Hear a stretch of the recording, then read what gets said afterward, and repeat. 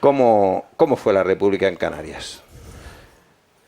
Antes de hablar de la República en Canarias, lógicamente hay que hablar de la República, de la Segunda República Española, aunque sea nada más que una pequeña introducción. Pero yo, César, quiero decir que yo me siento, siempre que me sucede esto, todos los 14 de abril, me siento emocionado y esperanzado, porque me siento un poco triste.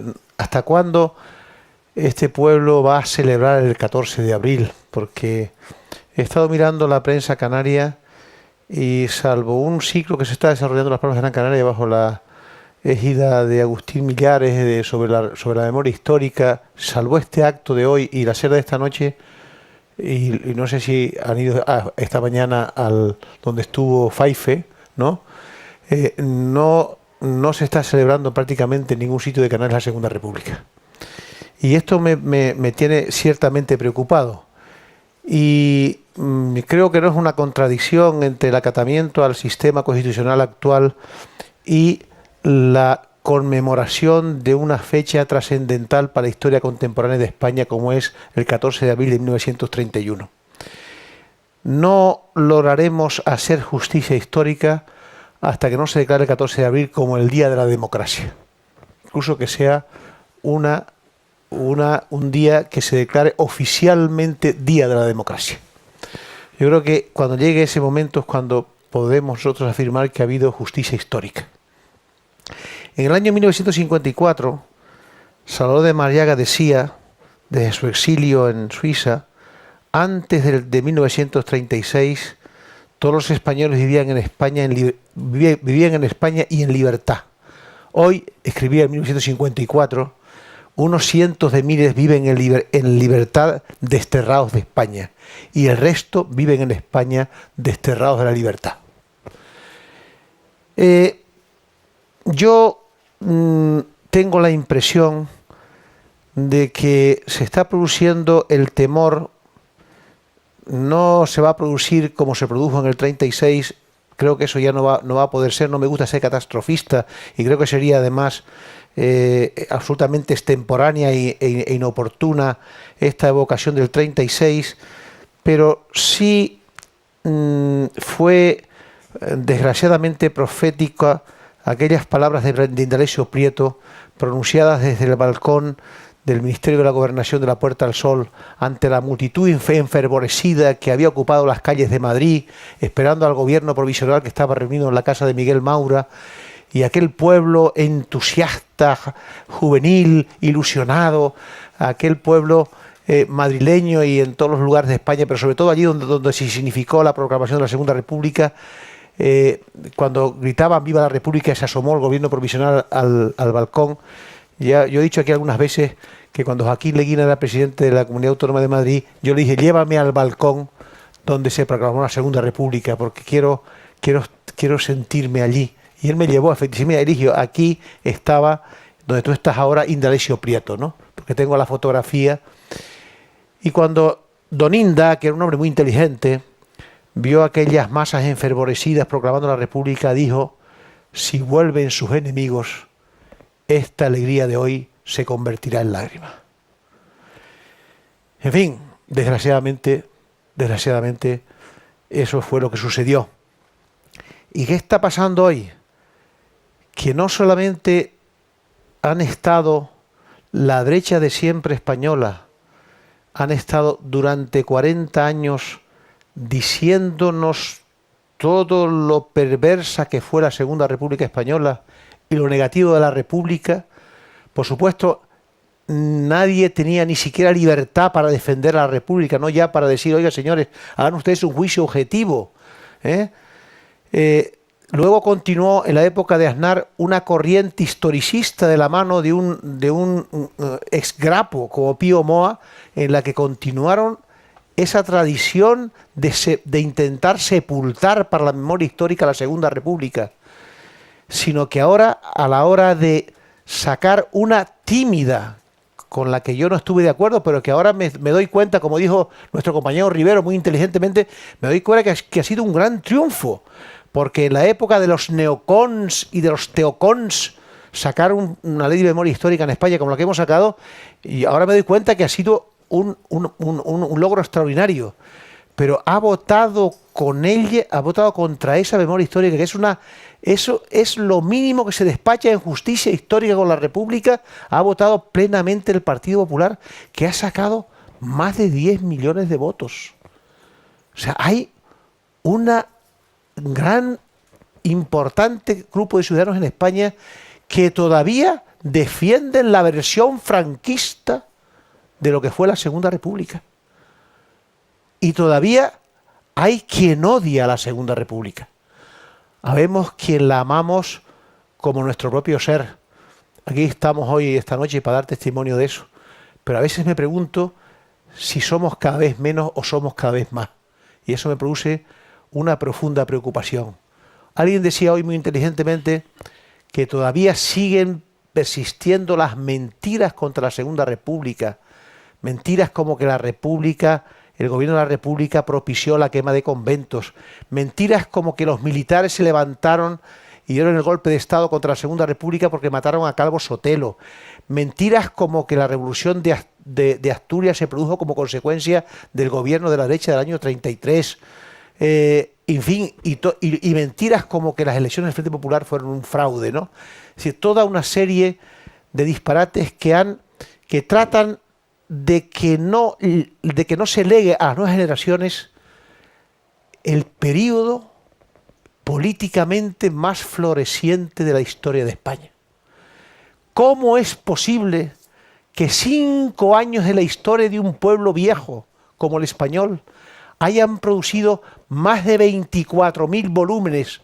Siempre le oía decir a Juan Marichal, todavía me cruzo con él correos electrónicos allá en México con su hijo, solamente se puede comparar la importancia histórica de la República, seguramente puede que incluso la supere en bibliografía, el acontecimiento del descubrimiento y la conquista y colonización de América. 5 años de la historia de España han producido más polémicas, más debates, más libros que ningún otro periodo centenario incluso de la historia de España. ¿Por qué? Algo sucedió esos 3 años. ¿Y qué sucedió en esos 5 años, perdón? ¿Qué sucedió? En la monarquía de la Restauración, que era un régimen absolutamente caciquil, empezaron algunos progresistas españoles a poner los cimientos de la Segunda República. En el año 1907, la conjunción republicano-socialista que la presidía don Benito Pérez Galdós, y que ya él decía que vislumbraba el advenimiento de la República, que era la Segunda República. Con la Primera República acabó un golpe de Estado, un señor que entró con su caballo a las Cortes, Pavía, y con la Segunda República acabó otro militarote, ¿no? Y se funda la institución libre de enseñanza, propicia la creación de la Junta para la Ampliación de Estudios e Investigaciones Científicas.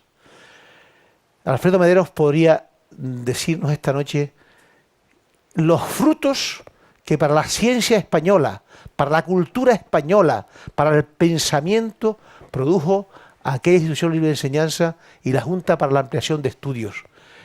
Provocó lo que se llamó la Edad de Plata de la cultura española, el siglo de oro o el segundo siglo de oro de la cultura española.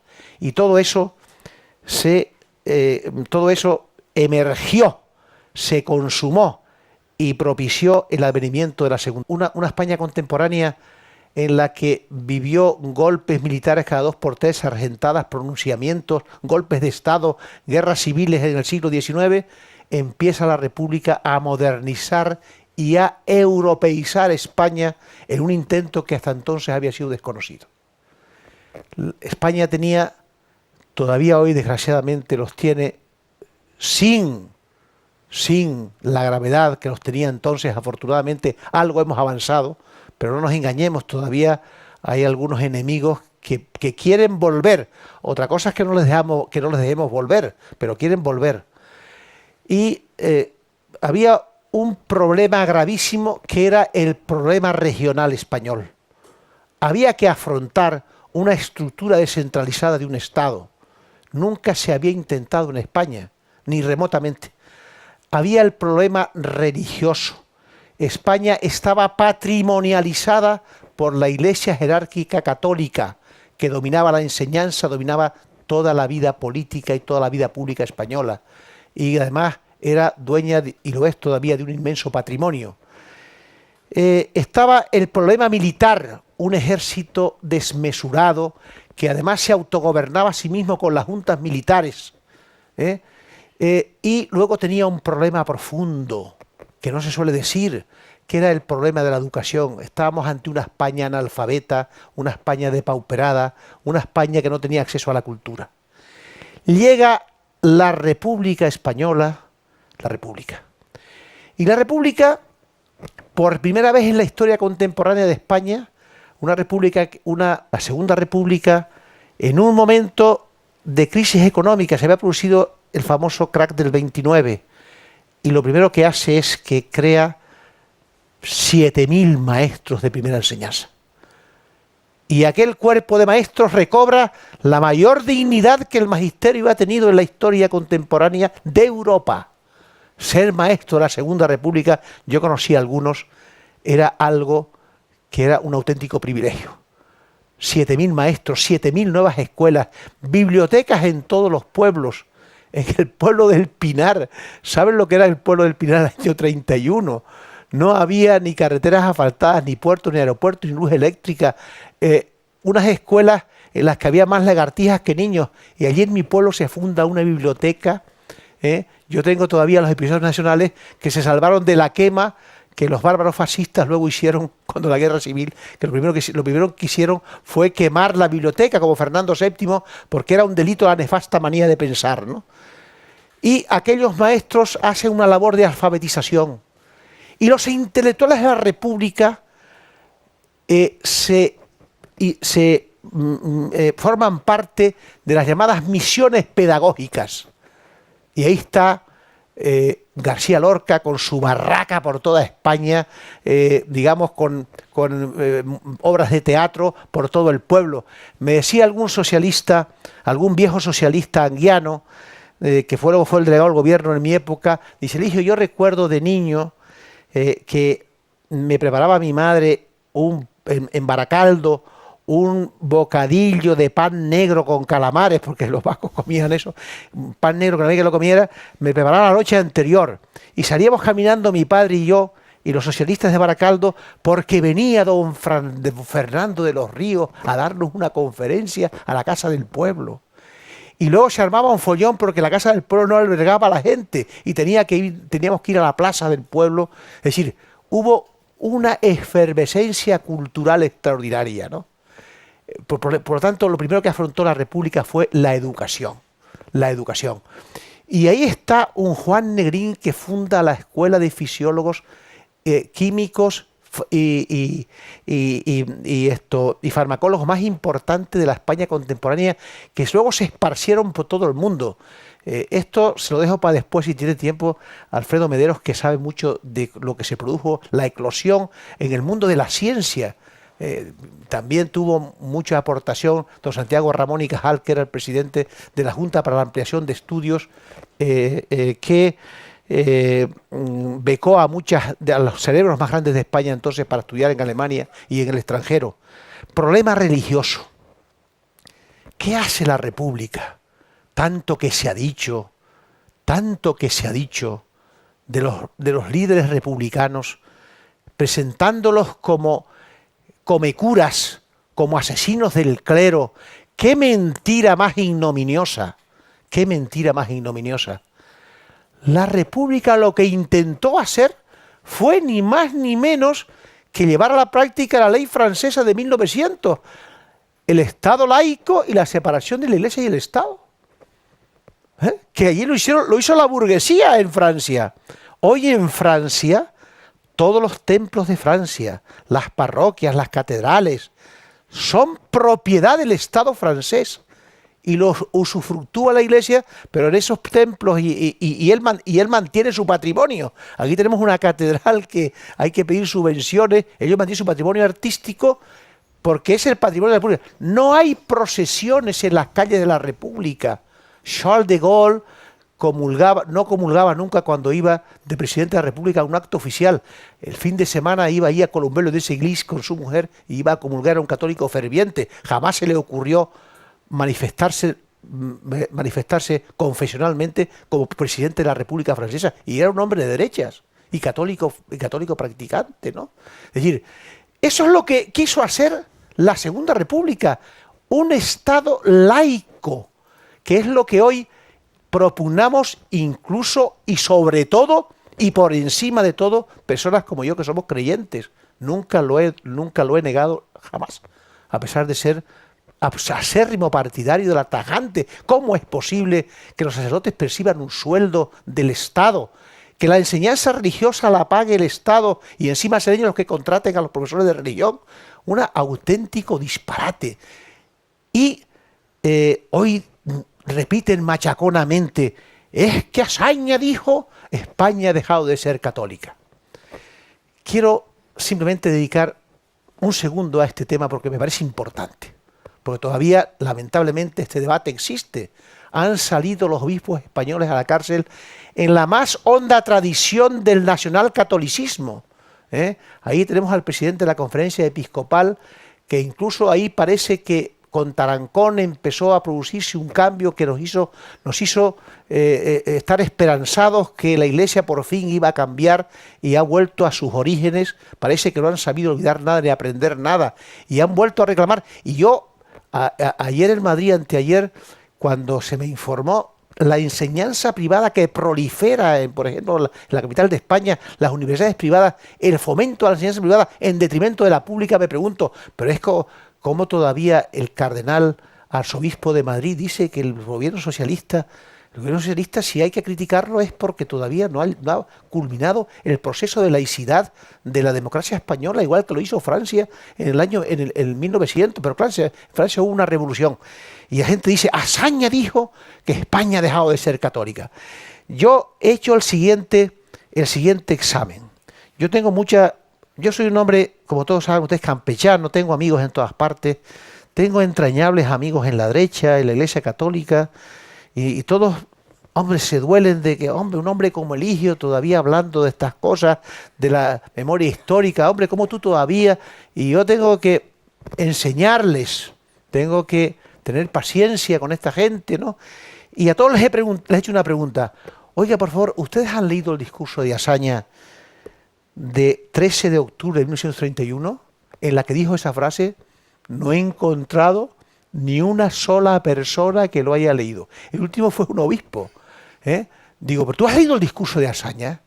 No, se quedó, no esperaba la pregunta. No lo ha leído ninguno de los que sacan a colación el discurso de Azaña, que fue un discurso espontáneo. Solo una persona de la preparación intelectual de Azaña, que era ministro de la guerra en ese momento, se levanta de su escaño y pronuncia, fíjense lo que les digo, el discurso de mayor altura intelectual que se ha pronunciado en las Cortes españolas, incluso superando a José Canalejas. Un discurso extraordinario. ¿Qué es lo que quería decir Azaña?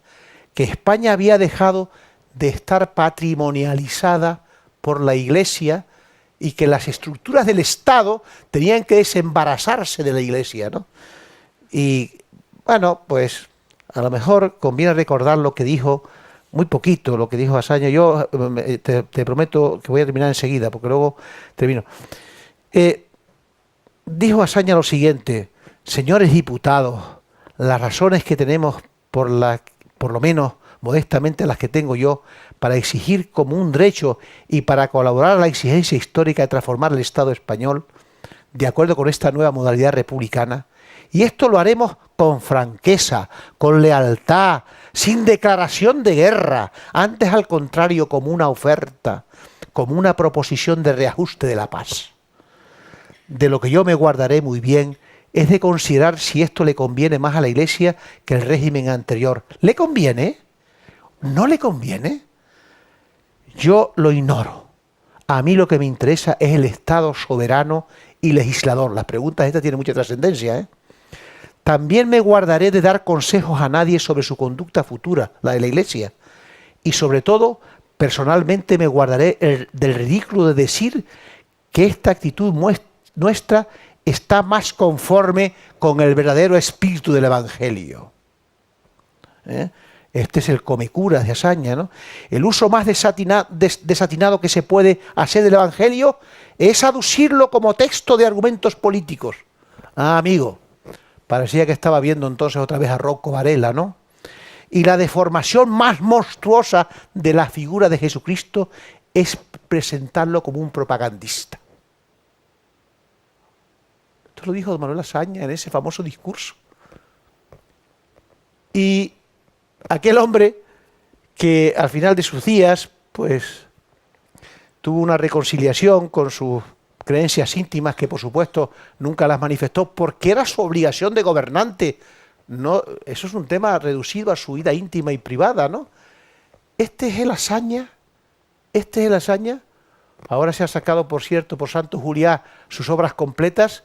Bueno, yo me imagino voy a decir uno mío, para que nadie me diga que me río de los demás. Yo me imagino hoy a Rodrigo Zapatero escribiendo la balada de Benicarló, Jardín de los Frailes, y bueno, se pueden ustedes imaginar qué sería Azaña hoy con televisión. Sería una cosa impresionante. Estamos hablando de un intelectual. Problema religioso. ¿Qué quiso hacer? Es que hubo una quema de conventos el 10 de mayo de 1931. Hombre, lo de siempre, y yo le he preguntado muchas veces a la Iglesia, esto yo lo he llevado muy de cerca. ¿Ustedes se han preguntado alguna vez? Porque hay una cuestión que suele olvidarse, y es que algún autor ha dicho algo muy importante que a veces se olvida.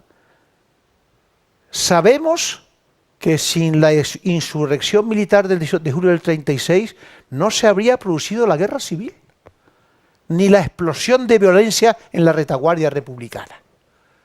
Y yo pregunto muchas veces a la Iglesia, ¿se han preguntado por qué los pobres, los peones agrícolas, hambrientos, parados, explotados, vilipendiados, por qué las clases humildes y menesterosas odiaban a la Iglesia? Hombre, hubo curas que se lo plantearon, ¿eh? Lo ha demostrado Julián Casanova, que ha escrito un libro que se llama La Iglesia de Franco. Pero en fin, dejemos el tema. Problema militar. Azaña hizo una reforma extraordinaria.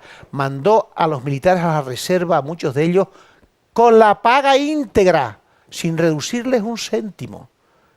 Hizo una reforma que era absolutamente indispensable, un macroejército. ¿Para qué tanto macroejército si ya no teníamos tampoco la guerra de Marruecos? Sí, luego sirvió para alzarse contra su propio país, ¿no? Parte de él, claro, para eso se prepararon, ¿no? Es decir, intentó resolver el tema militar, que era muy complicado porque los militares se autogobernaban con sus juntas de militares que eran prácticamente formadas como una especie de asociación dentro del ejército. Problema regional. Se discutió en las Cortes el Estatuto de Guernica y el Estatuto de Sau. El Estatuto de Guernica se aprobó justamente en septiembre del 36 en el gobierno de Largo Caballero, propiciado por Indalecio Prieto. El Estatuto de Sau, la autonomía de Cataluña, dio lugar, se los recomiendo que lo lean, al debate parlamentario de mayor altura que se produjo sobre la España, sobre la necesidad de reestructurar a España en sentido federal, se decía entonces autonomista, que fue el debate entre don Manuel Azaña y don José Ortega y Gasset. Es decir, fue por consiguiente la Segunda República el mayor intento de modernización y europeización de España. ¿Y qué pasó en Canarias? Porque tengo que terminar muy pronto. ¿Qué pasó en Canarias? En Canarias, bueno, no voy a hablar esta noche porque ya tenemos libros de Alfredo y muchos otros, afortunadamente, que hablaron de la represión que se produjo aquí, que no había guerra civil, Pero vamos a dejar eso. ¿Qué pasó en Canarias antes de la guerra civil en el 31? Pues que en un periodo de 5 años, para resumirlo, empieza Canarias por primera vez en su historia, Hombre, no le vamos a pedir a Secundino que haya sido el autor de un estatuto de autonomía, porque Secundino fue una persona por la que yo siento un respeto extraordinario y además me parece un obrero que tuvo sus ideas independentistas, como además era propio de la época de la emancipación americana y de la independencia cubana, pero no era un intelectual, no era un hombre, lógicamente, con la categoría política suficiente, pero la Segunda República elabora los dos únicos proyectos de estatuto que se elaboraron en Canarias, en la historia de Canarias. El primero, el de Gil Roldán, y el segundo, el del diputado socialista Junco Toral en el Círculo Mercantil de Las Palmas de Gran Canaria. Tuvieron la desgracia de que lo aprobaron aquí como proyecto para llevarlo a las Cortes, creo que fue el 17 de julio del 36. La verdad es que eligieron mala fecha porque su gozo en un pozo, aquel proyecto de estatuto, pero bueno, fue el primer intento. Y no hablaron entonces de los canariones, de los chicharreros, no. La Segunda República no entró en esa dinámica prácticamente nunca. Había don Ramón Gil Roldán, que era un hombre muy irónico y además muy ocurrente, muy simpático, pues tenía algunos amigos en Las Palmas de Gran Canaria y entonces se ponían telegramas, todos ellos con mucho sentido del humor. Podría contarles un anecdotario que me contó en su día don José Arosena, ¿no?, sobre esas cuestiones. Pero en ese periodo de 5 años tuvo Canarias 4 ministros y el presidente del gobierno único que ha tenido Canarias en toda su historia. Los 4 ministros que tuvo fueron 2 de izquierdas, el presidente del gobierno y don José Franchi Roca, una figura venerable, al que yo le tengo una especial devoción, por así decirlo, y 3 ministros del Partido Radical. Guerra del Río, que fue ministro de Obras Públicas con Lerroux, en Las Palmas de Gran Canaria, y en Tenerife, Orozco Batista, que fue ministro de Industria y Comercio en el gobierno de Lerroux, y don José de Lara y Zárate, maestro de don José Arosena, que fue el primero que me habló a mí de eso, porque fue don José Arosena, pasante de José de Lara y Zárate, que fue ministro de Hacienda con Lerroux, pero luego llegó a ser ministro en el Frente Popular en el segundo gobierno de Azaña. Y también se exilió en México, una figura absolutamente venerable, decano del Colegio de Abogados, primer secretario de Ayuntamiento, diputado y ministro de Justicia. Ministro de Justicia que llegó a hacer algo que todavía perdura en España, y es que los catedráticos de Derecho que tenían un prestigio intelectual los incorporó al Tribunal Supremo. Incorporó en aquella época a De Buen, al hipotecarista Jerónimo González, a Clemente de Diego, y no quiso serlo porque luego se exilió, el hombre ya acabó exiliándose y al final no quiso serlo porque tenía un bufete muy importante, don Felipe Sánchez Román, seguramente el mejor civilista, como fue el mejor penalista, don Jiménez de Azúa, don Luis Jiménez de Azúa, el mejor penalista de la España contemporánea. Don Juan Negrín. Yo creo que con objetividad Canarias ha tenido una tradición republicano-federal prestigiosísima, empezando por Nicolás Esteban en la Primera República, Franchi Roca en la Segunda República, don Benito Pérez Galdós. Pero si hay 3 figuras que a mí me den a escoger, y como toda selección es mala, toda comparación es odiosa, pero don Juan Negrín está, lógicamente, entre los personajes más importantes de la historia de Canarias. Un personaje de una dimensión universal impresionante. Es decir, yo escogería a don José Pérez Clavijo, a don Benito Pérez Galdós y a don Juan Negrín. Hay todavía otros canarios mucho más importantes, pero todos, curiosamente, o eran republicanos fervientes o eran personas adictas a la República. Toda aquella generación lo fue. Solemos olvidar, por ejemplo, que en el mundo de la ciencia tuvimos a una persona importantísima que fue el catedrático de física, Blas Cabrera. Blas Cabrera, sí, Blas Cabrera, que fue una persona miembro de la Real Academia, de la Academia de Ciencias Morales y de Ciencias Químicas y Físicas, etcétera, Ciencias Naturales, etcétera, etcétera. Pero don Juan Negrín fue un gran estadista. Fue un hombre que hoy todos los autores consideran que ha sido uno de los grandes estadistas de la España contemporánea. Personalmente no quiero hablar mucho de Negrín porque aquí he hablado ya sobre Negrín, pero diré que si alguna tranquilidad de conciencia siento personalmente es haber dedicado 30 años de mi vida a reivindicar la figura de Negrín frente a unos y frente a otros, desgraciadamente, porque también fue denostado en la España de la República del Exilio. Y fíjense ustedes, hoy se ha colocado a Negrín ya casi, todavía falta ya muy poco, en el puesto de justicia que le corresponde en la historia, sin duda alguna y por propios méritos.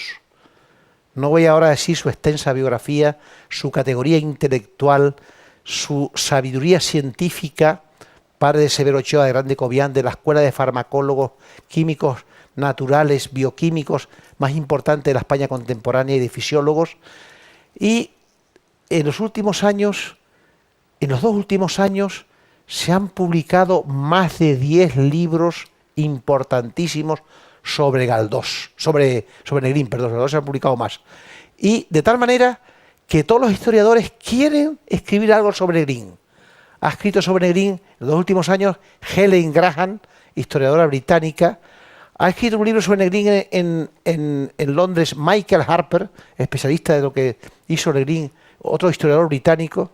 Ha escrito sobre Negrín en el contexto de la destrucción de la democracia en España, Paul Preston, y ya más específicamente el catedrático de Historia Contemporánea de Extremadura ha escrito una biografía de un volumen muy importante biográfico sobre Negrín, Moradiellos, y alguien que ha hablado aquí en Radio San Borondón, Ricardo Miralles, ha escrito La República en Guerra, también dedicado a Negrín. Jackson ha escrito un libro sobre Negrín recientemente. Se acaba de reeditar su libro La Segunda República y la Guerra Civil. Es decir, ha habido incluso más, que no me acuerdo de todas ahora, libros sobre Negrín. Y los 3 que van a definir, que son la culminación de la reivindicación histórica de Negrín. Los 3 libros escritos por Ángel Viñas, con el que he estado recientemente comiendo las palmas, y también lo ha estado Alfredo Mederos, ¿no? Ha escrito 3 libros que, según los historiadores generales, porque este es historiador de la economía, este fue el que escribió y el que desarticuló toda la leyenda negra sobre el oro de Moscú.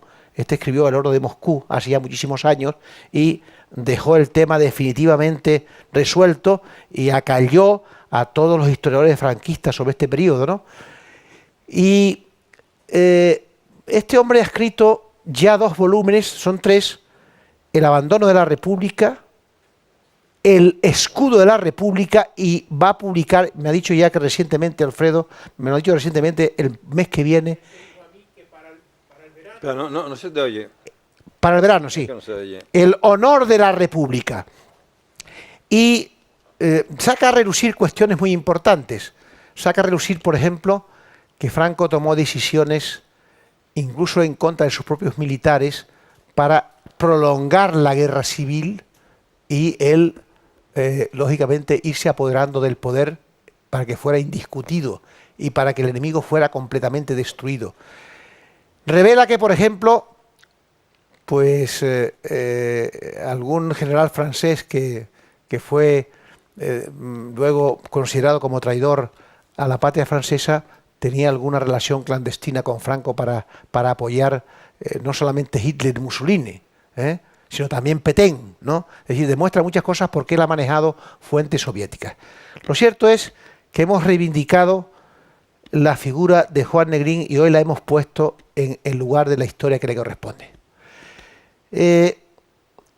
Yo aquí acabo porque la República en Canarias, pues, bueno, podríamos traer aquí a mi paisano Miguel Ángel Cabrera, historiador especializado en la República en Canarias, y hay también Sergio Millares, en fin, Osvaldo Brito. Ha habido una serie de historiadores que se han ocupado, no digamos de la figura de Franchi Roca, que además de ser un hombre relacionado con Pablo Iglesias y con el mundo obrero, fundó en Las Palmas los círculos republicanos. Fíjense ustedes este abogado que se arruinó completamente en el ejercicio de la abogacía, que se tuvo que ir a la península y hacer oposiciones. Por eso yo me siento identificado con él, porque hemos tenido una trayectoria similar, yo a la de él, no llego a su categoría, que llegó a ser luego secretario por oposición de la Audiencia Territorial de Sevilla, de la de Cáceres y de la de La Coruña, y fue el primer fiscal general del Estado de la República Española. Y era un hombre era un demócrata tan ferviente y tan honrado que dimitió porque se proclamó la Ley de Defensa de la República. ¡Qué ingenuidad! A aquellos republicanos les pareció que era dura la Ley de Defensa de la República. Hasta Gil Robles le oí yo decir, lo tengo grabado, y dice, hombre, la verdad es que hoy en día fue una injusticia, porque comparando, decía Gil Robles, la Ley de Defensa de la República con la Ley de Orden Público de Franco, pues ustedes podrán ver la diferencia. Fue una ley muy tímida, una ley que no la apoyaron los jueces, que se la cargaron los jueces. Todo se repite en la historia de España. Ahí tenemos un Consejo del Poder Judicial de nuevo en manos de la judicatura más reaccionaria. Y oírmelo a mí les chirrea los oídos porque a mí no me pueden expedientar, pero si yo estuviera en activo no podría decir esto, porque desde que salga por la puerta ya me incoaría un expediente para expulsarme de la carrera judicial. Yo me expulsé antes de que me expulsaran, ¿no? Pero bueno, desde luego soy absolutamente minoritario, de la minoría minoritaria discrepante de la judicatura conservadora. Ya decía Álvaro de Albornoz, ministro de Justicia, a los magistrados: vuestro problema no es la falta de medios, vuestro problema no es la justicia, vuestro problema es la república. Porque eran todos monárquicos, ¿no? La mayoría de ellos. Es decir, como ven ustedes, todos los conflictos que parece que están otra vez surgiendo, afortunadamente ya sin respaldos armados, porque el ejército, yo soy testigo de que ha cambiado muchísimo, pero sigue habiendo una derecha que ni ha sabido olvidar nada ni aprender nada, y afortunadamente la situación esta de integración en Europa y la España actual no haría posible acontecimientos como aquellos, pero no conviene perder de vista que tenemos que seguir dando testimonio de nuestro afecto a la República y de nuestra adhesión a la República. Incluso fueron tan generosos nuestros gobernantes que Azaña, y termino ya con esto, definitivamente, ya son las 1:30, que Azaña dijo, hombre, si al menos después de terminada la guerra hubiesen hecho un abrazo de Vergara, podían haber salvado su dignidad, si no su dignidad, por lo menos la vergüenza, ¿no?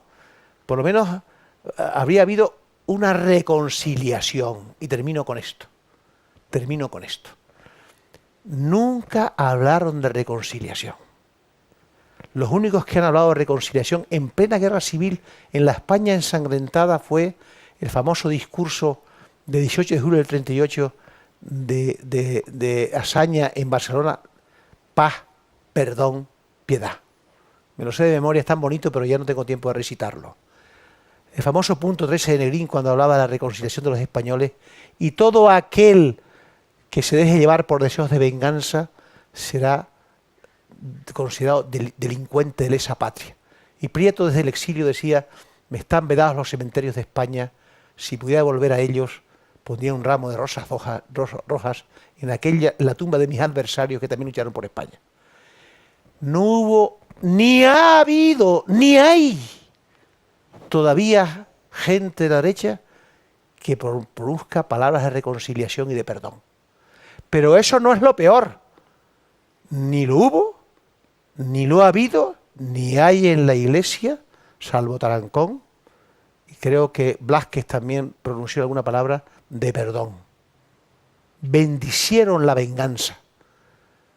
Y Azaña, todavía moribundo, tuvo tiempo, aquel hombre que lo pintaban, claro, la verdad es que él no era físicamente como muy, el hombre era un poco feo, bueno, eso es relativo, porque el embajador americano del de entonces decía que cuando hablaba Azaña adquiría una belleza muy especial, ¿no? Pero bueno, era un hombre que al final de su vida ni siquiera tuvo odio por sus adversarios. Lo único que les dijo, oiga, por favor, porque yo me explico, Alfredo, por qué no quieren hablar de la República y por qué no quieren hablar. Nos han hablado de lo que hizo la República, pero no quieren que se sepa lo que se hizo la otra parte, ¿no? Todavía hoy he leído a alguien bueno, pobre hombre, en el diario de avisos diciendo ya está bien de que no quieren hablar de la República. No, la República nos han hablado a todos durante 40 años y han seguido hablando. De lo que no nos han dejado hablar es a favor de la República, ¿no? Y Azaña, ya en el sur de Francia, pronunció aquellas palabras con las que termino, en la que decía: ahora no saben qué hacer con su victoria y todo lo que se les alcanza es proseguir en cierta manera la guerra. Continuaron la guerra. Murieron 250.000 españoles, o en las cárceles, o en el pelotón de ejecución, o en la enfermedad, en los 17 cárceles que se hacinaban, o en los campos de concentración. Dentro de la enormidad de su fechoría, pudieron haber realizado una acción sensata si al terminarse las operaciones militares hubieran abierto una era de olvido, desocupando las cárceles y licenciando a sus verdugos. La impresión de alivio junto con la alegría de general por ver acabada la guerra hubiera dado así al nuevo régimen la atmósfera respirable que necesitaba. Pero unos hombres capaces de concebir una política de ese porte y de llevarla a término no hubieran sido capaces de provocar la guerra que han hecho. Por otra parte, suprimido el terror de todos los ámbitos de la península, habría surgido una pregunta sin respuesta: ¿para qué ha servido todo esto? Estas están pues amarrados a su propia obra y condenados a la siniestra imbecilidad de un gerifalte, que todavía desgraciadamente hay quien lo defiende aunque no lo dice. Gracias.